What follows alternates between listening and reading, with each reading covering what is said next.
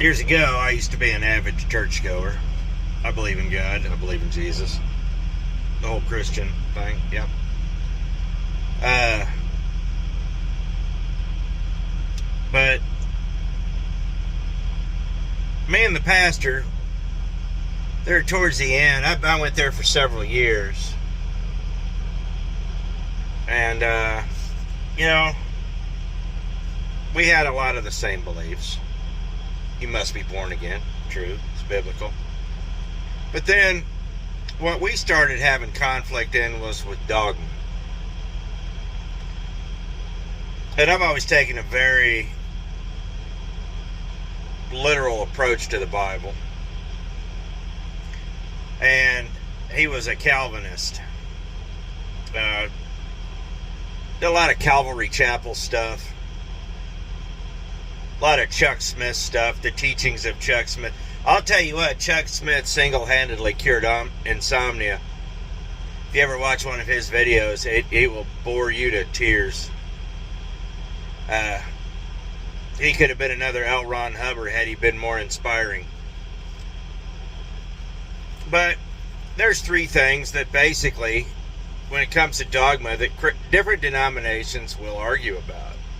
The rapture, the Trinity, and free will. I think the Trinity is crap, or not the Trinity. I think the rapture is crap. There's nothing biblical about it. I can't find anything that supports it. But they built the whole philosophy over one verse. Trust me, it sounds nice. It sounds wonderful. I just can't find it in there. The Trinity, I've heard it explained several different ways. To me, it doesn't really make sense. But when I need it broke down to something simple that a layman can understand, all I ever got was, well, it's a mystery. Yeah. It's three things in one. I said, so's my cable bill. Break it down, But the one, and those are two things, bits of dogma, I'm not going to argue with people about. Okay.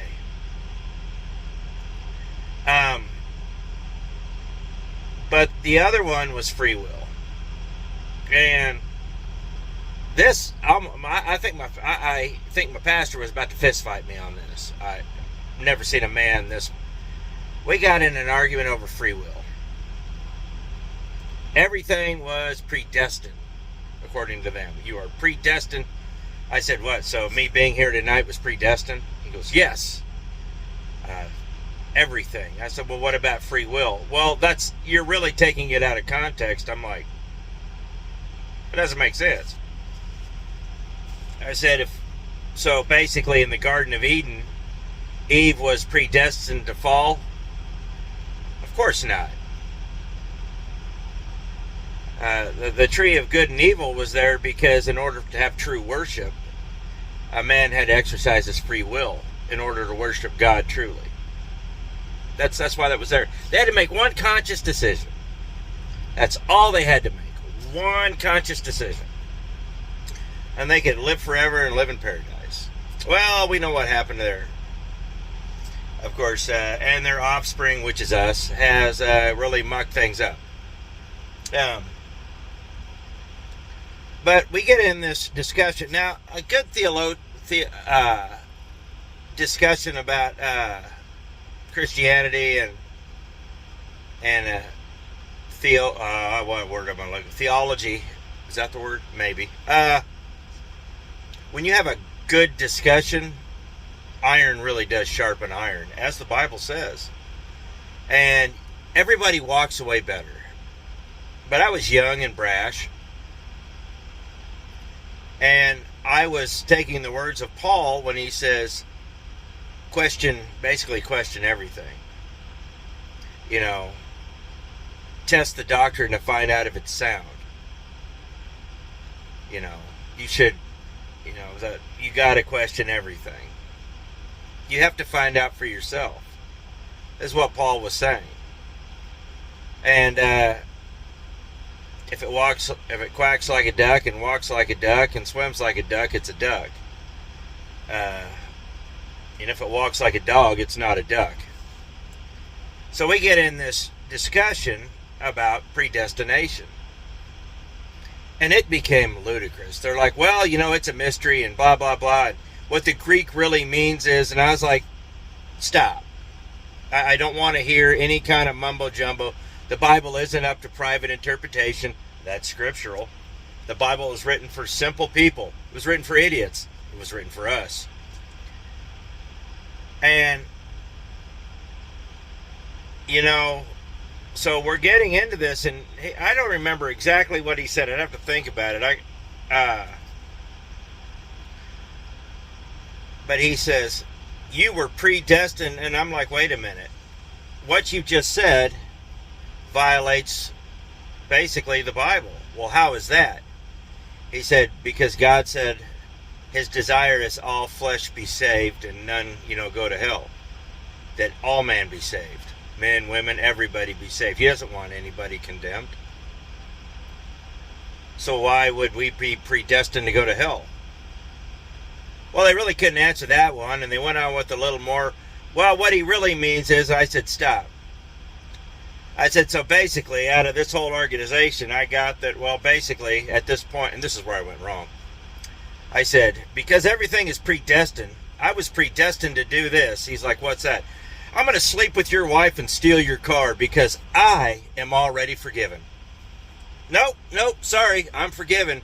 This is God's will. So let's get this done.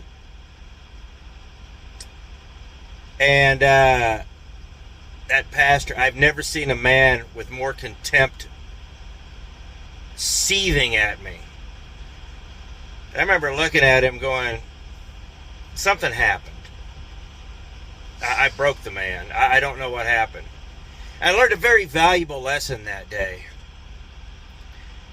Is that when you separate a man's religion from his dogma, when you separate God from man's dogma, man is forced to make a choice.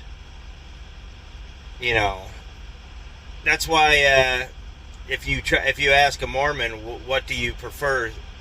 If you had to pick one, would you pick the Book of Mormon or the Bible? They can't answer that.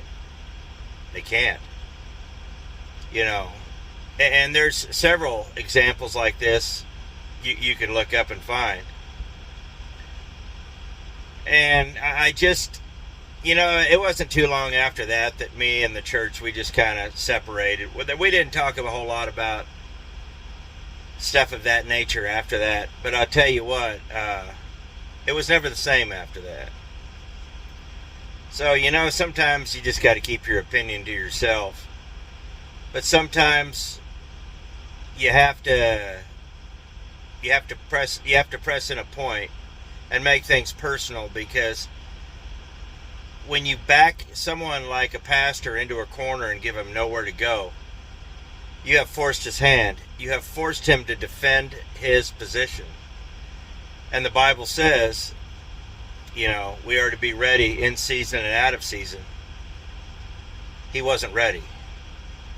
He was too wrapped up in his dogma. He's a good man. I still like the guy. I haven't seen him in years. He's still around, I guess. But I believe he was sincere, but at the same time, him and I don't got a whole lot in common. I still do believe in God. I still do follow the teachings of the Bible, but I'll tell you what, sometimes you just kind of have to, as I've gotten older, sometimes there's just some discussions that aren't worth talking about. Sometimes the Bible says that we work out our own salvation with fear and trembling, and sometimes when you're talking to another Christian, the only thing you might agree on is that Jesus died, was buried, and was resurrected 3 days later. That may be the only thing you guys agree on. But I tell you what, he's running his race and you're running yours. And as long as you both are sincere and trying to follow God, sometimes you can figure something out.